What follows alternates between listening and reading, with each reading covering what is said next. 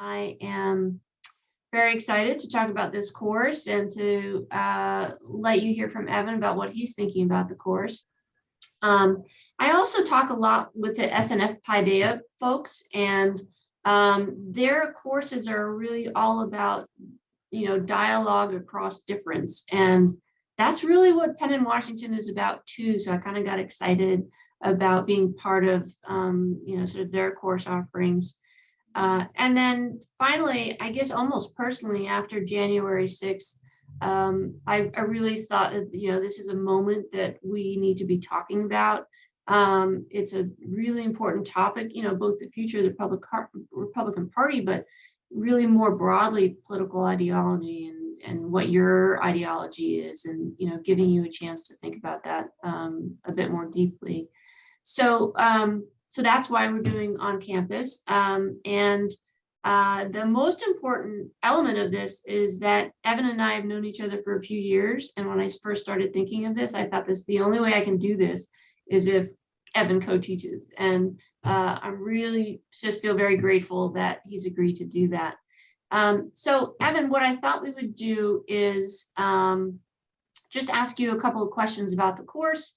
And then maybe we can take some questions from students, and I can pipe in every once in a while, which, by the way, is practically, how our course meetings will go. So this is all a good example of what's in store. So let's just start with a very quick bio, because obviously you're going to do more of that in class, but.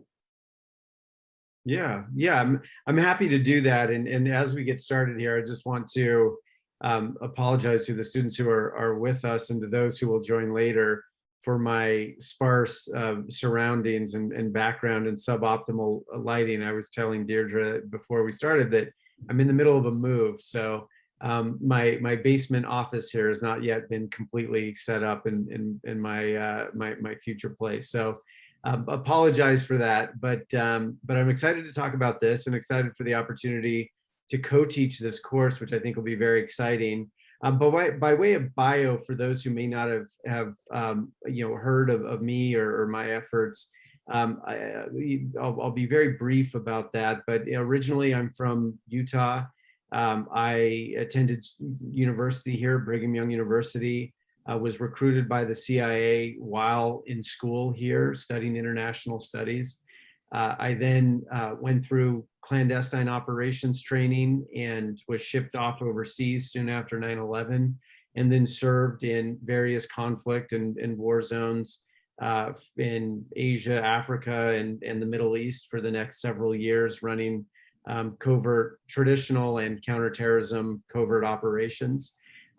After I completed my service, I was lucky enough to attend grad school at Penn. I did an MBA at the Wharton School, went off to banking for a couple of years in San Francisco with Goldman Sachs. And while I was out there, an opportunity suddenly arose to return to Washington and be a senior advisor to the Foreign Affairs Committee while it was under the leadership of Chairman Ed Royce, who was a very senior Republican congressman from California.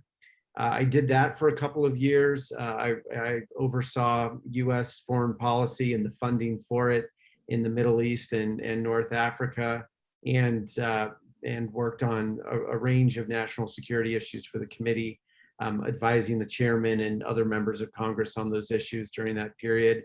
I was then asked to come up and be the chief policy director for the House Republican Conference, working with leadership on all manners of foreign and domestic policy. I did that for about a year and a half. During my time there, Donald Trump started rising through the primaries, and I was opposed to him and his rise and his candidacy and his rhetoric and all of that, and advised members of Congress to stay away. Obviously, they didn't take my advice on that front, most of them, and the rest is history. But I eventually left that position in August, on August 8th to be precise, 2016, to launch my own emergency independent conservative presidential run, something I never imagined I would do. I was part of an effort to try to recruit some other conservative to challenge Trump in the general election because I felt it was important that someone from the right make a stand for founding American principles and for a variety of other important things, for our institutions, for our norms, for our democracy. Ultimately, no one else would do that, including many former generals and former presidential candidates and senators and titans of industry. Ultimately, no one would do it. So in the end, I decided I would do it myself. Ran for a brief 3-month period. Was a very modest campaign. I was an unknown person at that time. Had spent my time behind out of the limelight, sort of advising and assisting others politically. But in the end, we had the best non-major party outcome or electoral result in any state since Ross Perot, and it was therefore one of the historically better results electorally for a non-major party candidate in U.S. history. Though that wasn't actually ultimately our realistic goal. Our modest realistic goal was simply to stand for principles that were fundamental, we believe, to our country and to the health of the Republican Party. And so that's what our goal was. But Donald Trump was elected. That surprised us. We thought for sure that Hillary Clinton would prevail. And so we were expecting a fight for the heart and soul of the Republican Party at that point. But given that Trump had won, it became clear that there was something more serious at stake, and that was the survival of American democracy. So I spent the next 4 years building the democracy movement. I started an organization called Stand Up Republic, which unified Americans from across the political spectrum around our founding ideals and norms and institutions, around truth, around equality and liberty, these things. And we fought for American democracy for 4 years under the Trump administration, and were able to deal a number of blows to his closest allies in Congress, whether it was Steve King or Dana Rohrabacher or Roy Moore and others, and ultimately to him in 2020, mobilizing a cross-partisan coalition to defend American democracy. So since the election, obviously we all remember, it's still relatively fresh on our minds, the January 6th insurrection. That created a situation which we hoped for in 2016, which was an opportunity to have a debate within the Republican Party about its direction, about what conservatism really was and should be. And it just, that was an opportunity that came to us 4 years later after a long fight for American democracy. But now that's the situation in which we find ourselves, and that is a growing number of Republicans wanting something different, although still a minority in the party, but a growing number. And now what we have is a situation in which many people have described what's happening in the Republican Party a civil war. I think that overstates it a bit, but certainly the insurrection on January 6th has given oxygen and opportunity to a debate about the direction of the Republican Party and even the meaning of conservatism, so much so that there are some, which I'm a part of, who are actively considering starting a new faction or even a new party altogether, or something in between, that will that will represent the ideals that we know are critical to our country, and also strengthen it for the future. In fact, we're doing more than considering that. We're actively working on that. And so that's why this course comes at such an opportune time. All right. Could you talk a little bit more about that? You're a wildly busy guy. So what motivates you to teach this course? Well, I mean, Deirdre, you know that one of my favorite things to do is to work with students. And so I think that's the main driver. The reason why I enjoy that is that, I find that, whether I'm speaking to a senior class in high school or to college students or grad students, that students tend to be more driven by what's right and what makes practical sense. And that's where our politics, I think, need to be. And over time, people who engage in politics, they develop their own personal interests and their own grudges, and the interest of the country too often fall behind. And I think that's, simplistically stated, a big part of the problem that we find ourselves in on the Republican side, on the conservative side, and then as a result in the country as a whole. And so I enjoy dealing with, working with students who haven't yet been sort of corrupted by personal financial interests or grudges against the other party, and rather have an open mind and have the expectation that that we'll simply do what's right and what's practical. And in addition to that, students, especially these days, are bringing new ideas to the table, fresh thinking, and frankly, selfishly, I benefit from that too. So I think that there's an opportunity to sort of share the inside, share an inside view into this struggle for American democracy, and through the lens of a principled conservative or principled conservatism, and also sharing that, but also learning from students about how they're thinking about the future of the country, and how different ideas may lead it forward or backward. So let me follow up on that part. We've talked about how some of the assignments and some of the conversations that you have might actually be useful to you and to your colleagues as you're developing sort of new ideas and new directions. What is it about this fall? Where do you think you'll be this fall? Let's get out your crystal ball. Where do you think you'll be this fall? What kinds of conversations do you think we'll be having?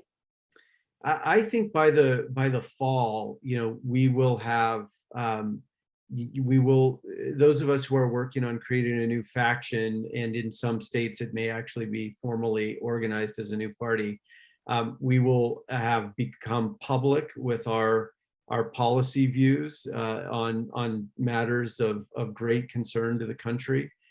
We will have created a brand for that effort. We will be, we'll have united grassroots and grass tops from, certainly from the disaffected right, from the principled right, but even beyond that, in the center of American politics, and even on the left. We think, the things that we fight for are that powerful that they can unite people across the political spectrum. We will be actually working on campaigns at that point. It'll still be a little bit early for 2022, but there will be campaigns and candidacies in 2021. You look at for example, the Virginia gubernatorial race, that may be one of the biggest, where you'll see a radicalizing Republican Party up against likely a mainstream Democrat.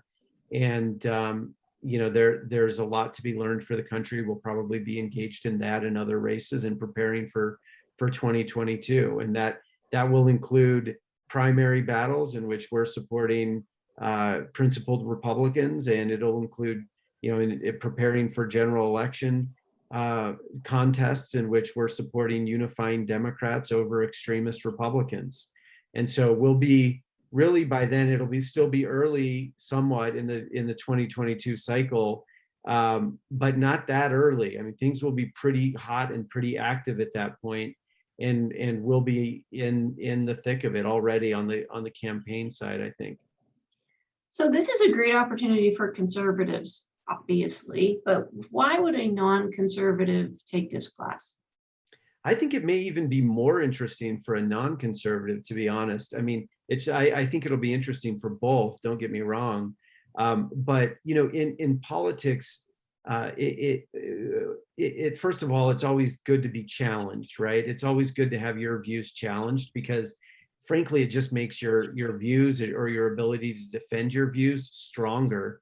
But more important than defending your views, it'll give you an insight into at least the principled side of Republicanism or conservatism, which obviously has been quite damaged over the past 4 years, especially, although it began a long time before that, which is something we'll talk about in the course. But I think it'll help you if you find yourself on the liberal or progressive side of the political spectrum. Understanding the other side, I think, helps you make a more persuasive argument when your persuasive arguments when you're trying to bring others along. And there is common ground actually between the right and the left, the center right, center left, far right, far left. There are areas of common ground, and when you understand those, then you can figure out how to compete more effectively against your opponents, but also how to find how to help find solutions to the major challenges that the country is facing. I think in addition, the right is going through a real time of change and peril right now. I mean, the Republican Party could continue to drift further to the right and to radicalize beyond what we've already seen, including the insurrection on the 6th.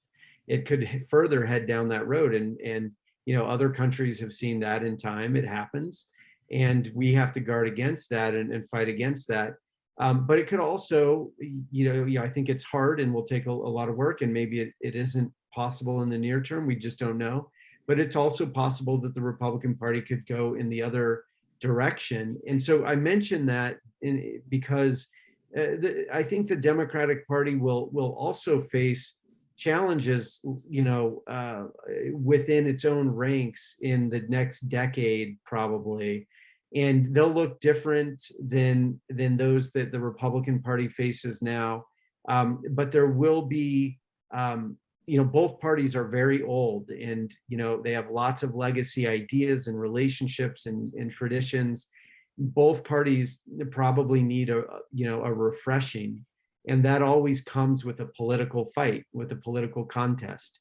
And so some of the things that we're going through now and sort of restating what we stand for and what we don't stand for, and who's welcome in the party and who should not be, and how to organize as a growing minority within the party to eventually capture it or replace it.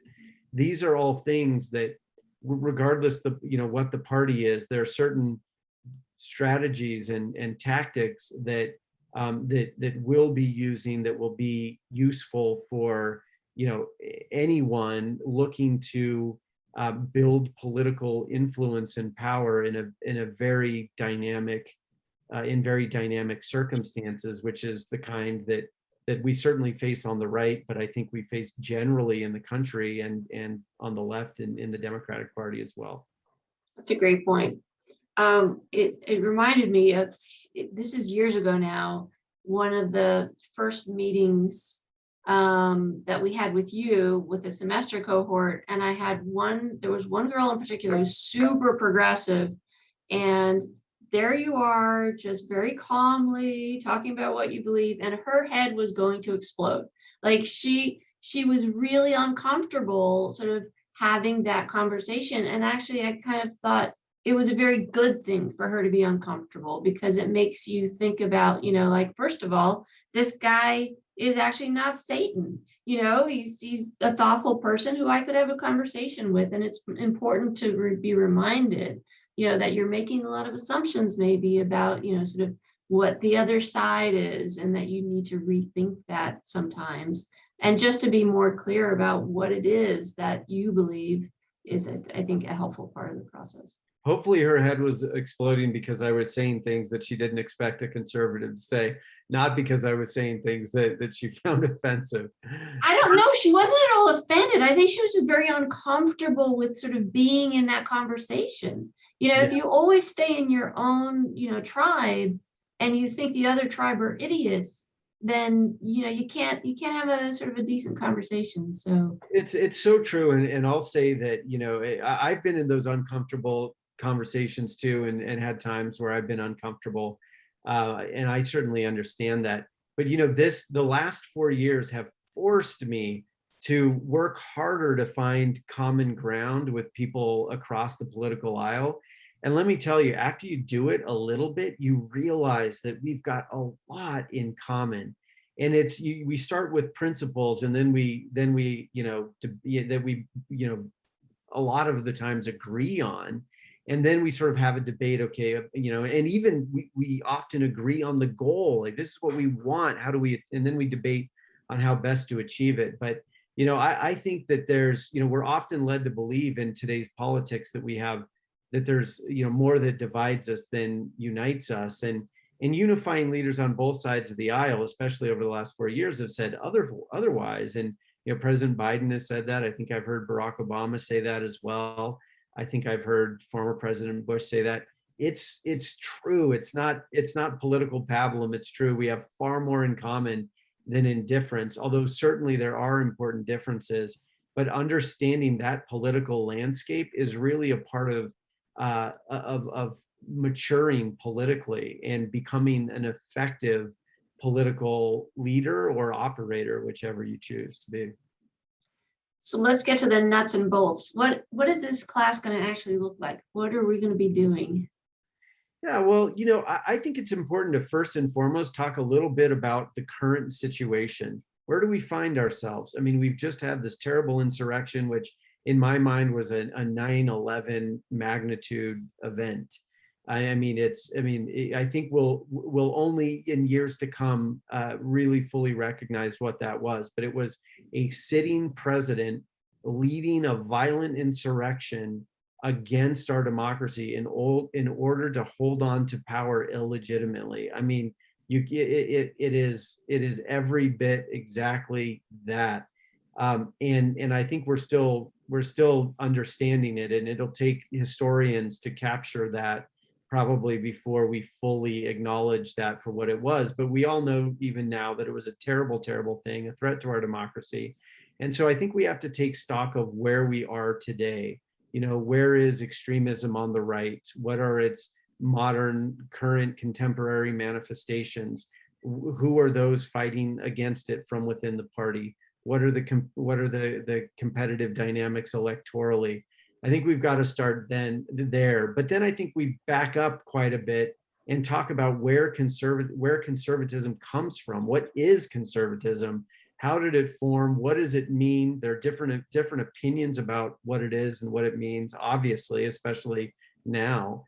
But let's unpack that. Let's talk about, let's read some of the most important writings that formed the conservative thought and philosophy.